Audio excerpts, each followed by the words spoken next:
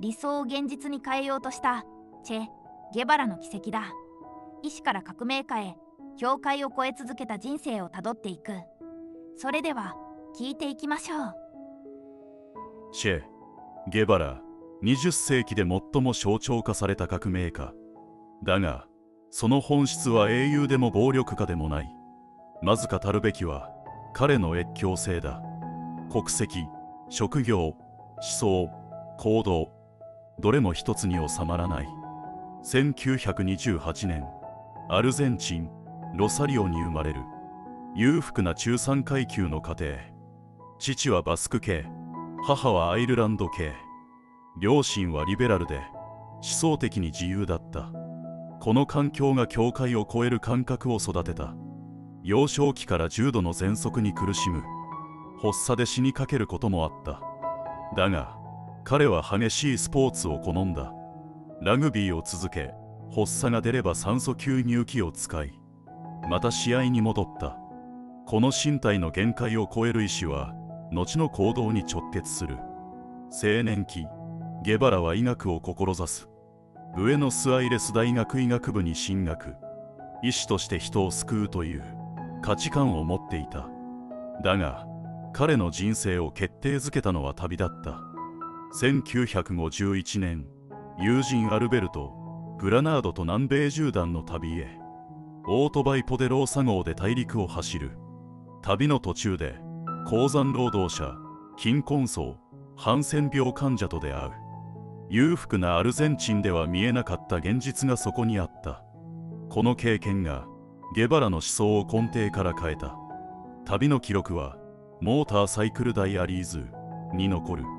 そこには医学生から革命家へ変わる過程が刻まれている。ゲバラは貧困を病として捉えた。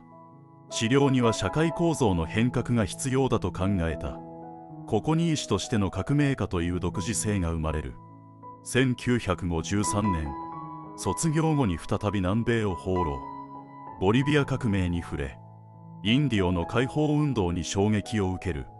グアテマラではアルベンス政権の改革を目撃。だが CIA 支援のクーデターで政権は崩壊する。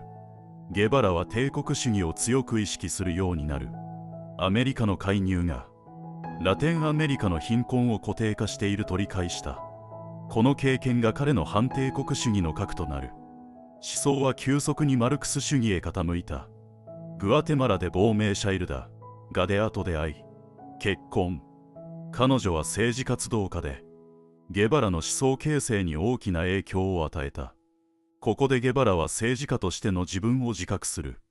医師から革命家へ軸が移り始めた。1955年、メキシコへ逃れる。ここで運命の出会いが起きる。フィデル・カストロ、キューバ革命を準備する亡命者。ゲバラは彼の思想と行動力に強く惹かれた。ゲバラは言う。カストロと会ったその夜、私は革命家になると決めた。この決断は衝動ではない。旅と経験が積み重なった結果だった。ゲバラは行動する知識人へ変貌する。1956年、ゲバラはカストロのゲリラ部隊に参加。医師としてではなく、戦闘員として。ここに彼の二面性が現れる。人を救う医師であり、武器を取る革命家でもあった。キューバ上陸後、反乱軍は壊滅寸前。82名中、生き残ったのは20名弱。だが、ゲバラは撤退しなかった。喘息を抱えながら山岳線をそよい抜いた。この身体の限界を超える意志が再び現れる。ゲバラは軍医として兵士を治療し、同時に戦闘指揮官として戦った。医師と戦士の両立。これは彼の人格の革新。倫理と暴力の矛盾を抱えたまま進む。ゲバラは戦闘で頭角を現す。戦術理解、行動力、規律。カストロは彼を信頼し、ゲバラは革命軍の中心人物となる。ここで彼のカリスマ性が形成される。ゲバラのカリスマは、演説ではなく行動に基づく。自ら最前線に立ち、兵士と同じ食事をし、同じ危険を背負った。1958年、サンタ・クララ攻防戦。ゲバラは300名のゲリラを率い、6000名の政府軍を混乱させ、都市を制圧する。この勝利が革命の決定打となった。1959年、キューバ革命成功。ゲバラは英雄となる。だが、彼は権力に執着しなかった。粗末なアパートに住み、戦闘服のまま政治を行った。革命後、ゲバラは国立銀行総裁に就任。次に工業大臣となり、キューバの経済改革を担当する。だが、彼は政治家としては不器用だった。理想主義が現実と衝突した。ゲバラは新しい人間を理想とした。利己心を超えた連帯、自己犠牲、革命倫理。これはマルクス主義の実践形態だった。だが、現実の政治は妥協を要求する。ソ連との関係、経済政策の失敗、カストロとの意見の相違。ゲバラは次第に孤立する。1965年、ゲバラはキューバを去る。世界革命を目指してアフリカへ渡り、コンゴ動乱に参加するが失敗。理想と現実の乖離が深まる。ゲバラは再び戦場を求める。革命はどこにでもある。彼はそう信じていた。だが、世界は彼を必要としていなかった。それでも彼は進んだ。1966年、ボリビアへ潜入。新たな革命を起こそうとする。だが、現地の支持は得られず、カストロの支援も途絶え、孤立無援の戦いとなる。ゲバラは日記を書き続けた。そこには迷いと焦燥がある。だが、諦めはない。行動することが彼の存在理由だった。医師でも政治家でもなく、革命家として生きた。1967年、ゲバラは捕らえられる。ボリビア軍と CIA の協力によって、そして銃殺される。だが、彼は最後まで揺るがなかった。理想を捨てなかったのではない。理想しか持たなかった。だからこそ、現実に敗れた。チェ・ゲバラ。国にも、立場にも、収まらなかった男。その生き方は、今も問いを残し続けている。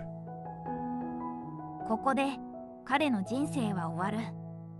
だがその死は終わりではない。ここから思想が残した影響を見ていく。続きをどうぞ。ゲバラの死後、彼の存在は人物から象徴へ変わる。死は終わりではなく、むしろ始まりだった。ボリビアでの銃殺は革命の殉教者というイメージを決定づけた。これは歴史的事実と象徴化の交差点だった。ゲバラの遺体は秘密裏に埋葬され、身元確認のために両手が切断された。この扱いは国家が象徴の拡大を恐れた証拠。だが逆に伝説性を強める結果となった。消された遺体は神話を生む。1997年、遺骨が発見されキューバに移送。サンタクララに再埋葬され、国家的英雄として扱われた。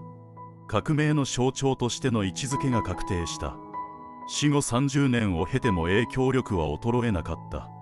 ゲバラの象徴化には反帝国主義という文脈が大きい。彼はアメリカの介入に抵抗した人物として世界中の左派運動に影響を与えた。特にラテンアメリカでは抵抗の顔となった。ゲバラの思想の中心は国際主義。革命は一国に止まらない。抑圧される場所すべてが戦場。この思想は冷戦期の第三世界に強い影響を与えた。彼は世界革命を実践した数少ない人物だった。だが、ゲバラの思想には矛盾もある。彼は新しい人間を理想とした。利己心を捨て、共同体のために働く人間。これは倫理的だが、現実には困難だった。ゲバラは暴力の必要性を認めていた。革命は暴力を伴うと考え、武装闘争を正当化した。これは意志としての倫理と矛盾する。彼の人格の二重性がここにある。キューバ革命後、ゲバラは処刑命令を下した責任者でもあった。司法手続きの不備、革命裁判の問題点、英雄像とは異なる側面が存在する。ゲバラは政治家としては成功しなかった。経済政策は失敗し、工業化は進まず、ソ連との関係も悪化。理想主義が現実政治と衝突した。カストロとの関係も複雑だった。二人は同志であり、同時に理想主義と現実主義の対立でもあった。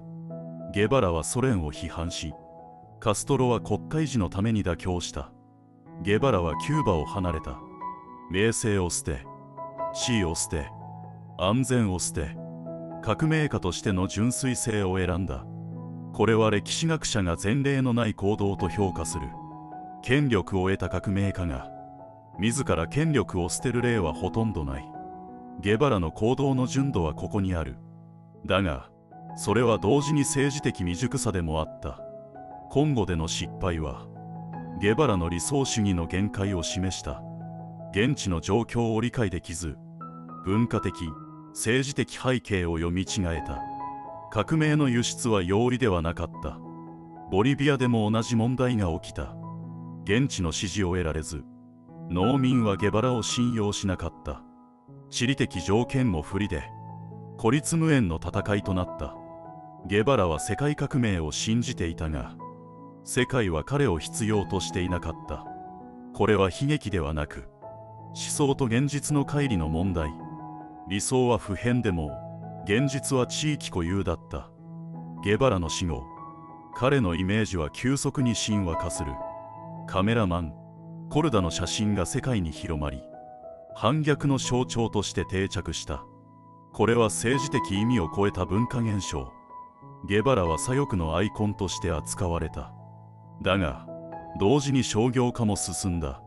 Tシャツ、ポスター、広告、革命家が商品になるという矛盾。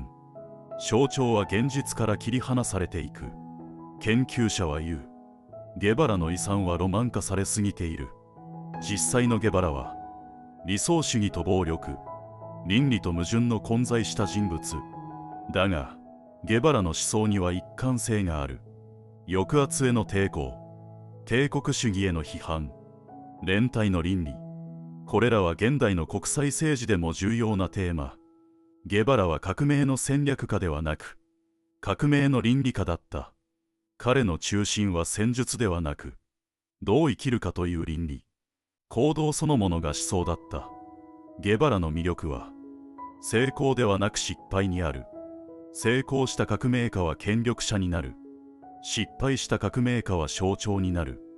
ゲバラは後者だった。ゲバラの死は、革命の終わりではなく、象徴の始まりだった。彼は歴史の中で意味を持ち続ける。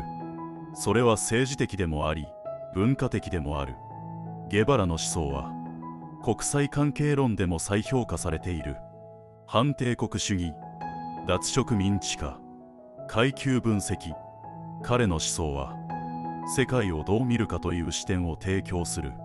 単なる革命家ではなく、世界システム批判者でもあった。これは現代の学問にも影響を残す。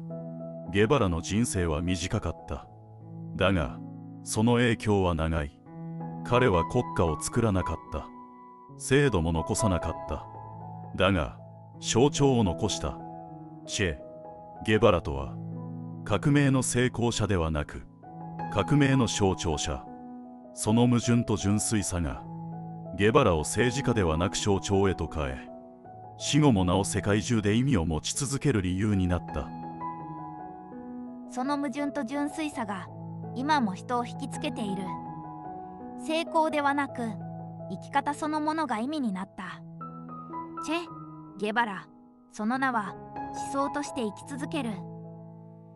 それでは次回の主役でお会いしましょう。